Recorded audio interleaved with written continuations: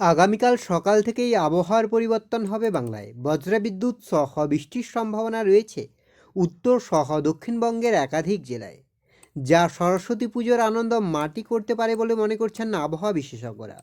সেক্ষেত্রে আগামী 15 তারিখের ক্ষেত্রেও কিন্তু বজ্রবিদ্যুৎ সহ বৃষ্টির সম্ভাবনা রয়েছে। আপনার এদিকে কলকাতা, হাওড়া, হুগলি, দীঘা, কন্টাই, হলদিয়া, ঝাড়গ্রাম, পুরুলিয়া, বাঁকুড়া, মুর্শিদাবাদ, বর্ধমান, বীরভূম আর এছাড়া আপনার এদিকে মালদা, দুই দিনাজপুর সর্বত্রই কিন্তু বৃষ্টির সম্ভাবনা থাকছে। এছাড়া বাংলাদেশের খুলনা, বরিশাল, আপনার ঢাকা, রাজশাহীর বিস্তীর্ণ অঞ্চলেও বজ্রবিদ্যুৎ সহ বৃষ্টির সম্ভাবনা থাকছে। নতুন করে এই যে ঘূর্ণাবর্ত তৈরি হচ্ছে বঙ্গোপসাগরে, এই ঘূর্ণাবর্তের প্রভাবে কোথায় কতটা বৃষ্টির সম্ভাবনা রয়েছে, আবহাওয়ার কতটা কি পরিবর্তন হবে, সবটাই বিস্তারিতভাবে আলোচনা করব এই ভিডিওতে। তাই ভিডিওটি অবশ্যই শেষ পর্যন্ত দেখুন। আর এই মুহূর্তে আপনার অঞ্চলে আবহাওয়া কেমন তাও বিস্তারিতভাবে কমেন্ট করে জানান।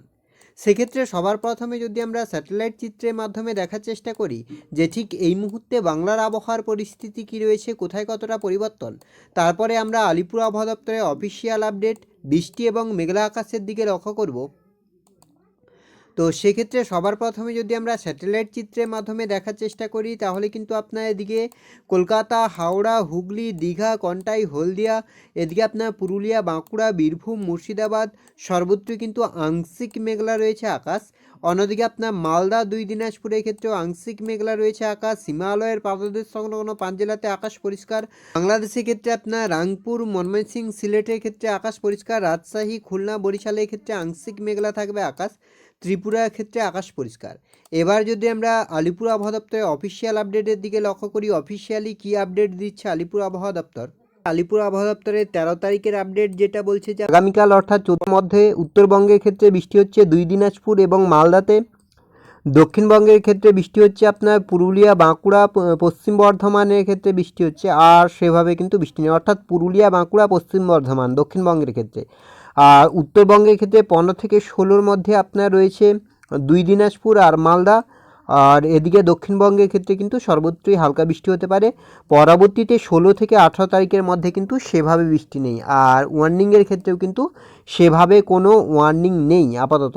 বিশেষ করে আপনার বৃষ্টিটা হচ্ছে যেটা আগামীকাল পুরুলিয়া, বাঁকুড়া, বীরভূম, মুর্শিদাবাদ আর পশ্চিম বর্ধমান, নদিয়া এগুলোতে হাওড়া, হুগলির কিছু কিছু অংশে কিন্তু বিক্ষিপ্তভাবে বৃষ্টির কারণে হলুদ সতর্কতা জারি করা হয়েছে।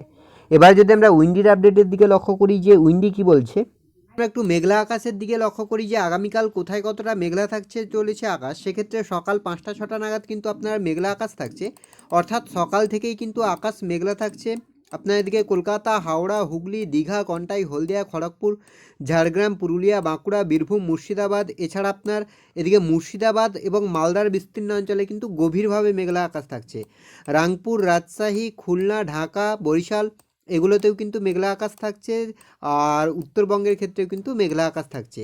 বেলা গড়ার সঙ্গে সঙ্গেই কিন্তু এই মেঘলা আকাশ বাড়বে। 10টা-11টা নাগাদ কিন্তু আরও গভীরভাবে মেঘলা হচ্ছে আকাশ।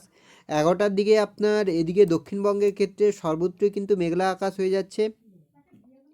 7টা-8টার দিকে কিন্তু আপনার বিকেলের দিকেও কিন্তু একইভাবে মেঘলা থাকছে আকাশ।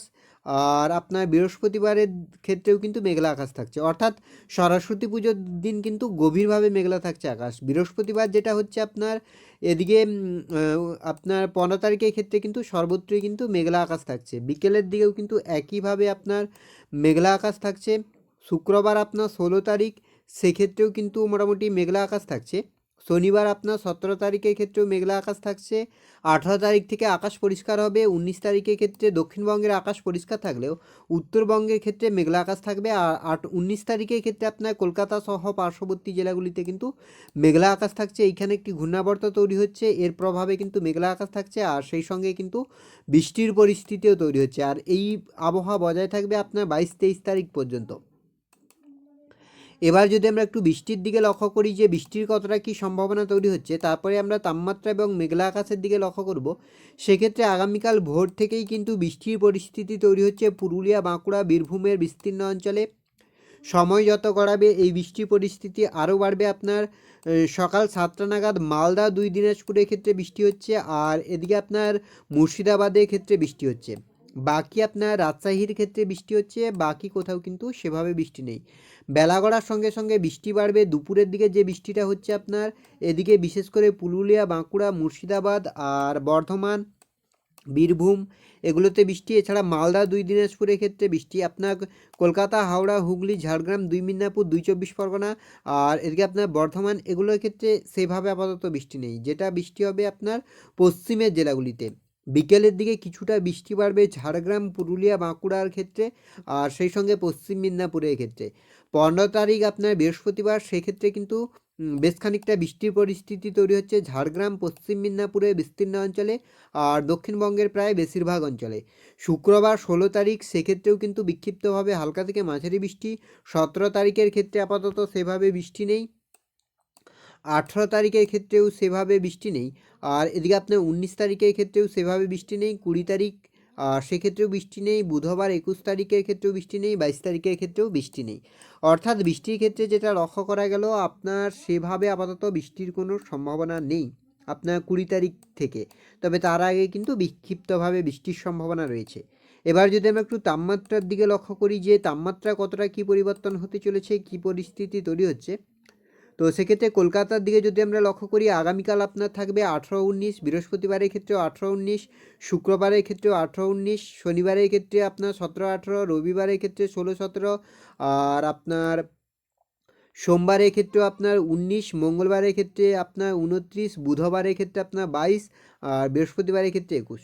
অর্থাৎ তাপমাত্রার ক্ষেত্রেও কিন্তু আপাতত বড় কোনো পরিবর্তন লক্ষ্য করা যাচ্ছে না। 18-19 ডিগ্রি সেলসিয়াসের আশেপাশে থাকবে। তো এই ছিল এই মুহূর্তের আবহাওয়ার আপডেট। পরবর্তী আপডেট পাওয়ার জন্য অবশ্যই আমাদের চ্যানেলটিকে সাবস্ক্রাইব করে আমাদের সঙ্গে থাকুন।